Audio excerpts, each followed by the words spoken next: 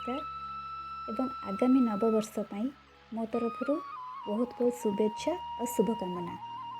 मु दीप्ति प्रज्ञा सिंह ओझा मु पारादीप बिलंग करे। मो कवितार शीर्षक हेउछि मो गाँ।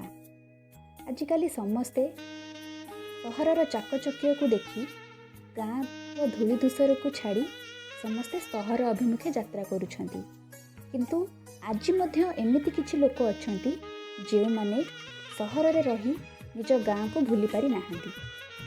से मानक उद्देश्य रे मु ए कविताटी को उत्सर्गीकृत करुछि।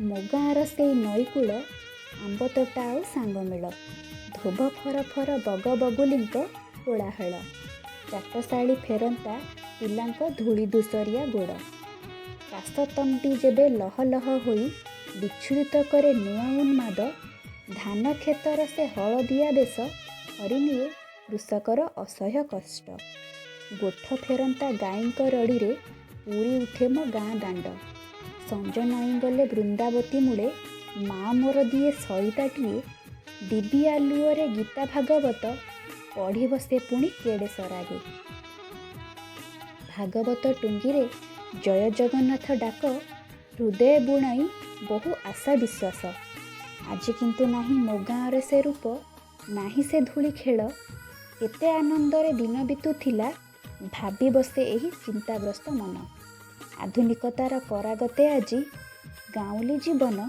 नाही सेठी स्नेह नाही सेठी प्रेम मो गाँ माटीर कोमल परस देई पारि नाही एसेज पलंक छोट सीना थिला गाँ मोर हृदय थिला ता आकाशठू बड़ जेउठी साईता मो अभुला दिन से गाँ मो पाई पुण्यर धाम।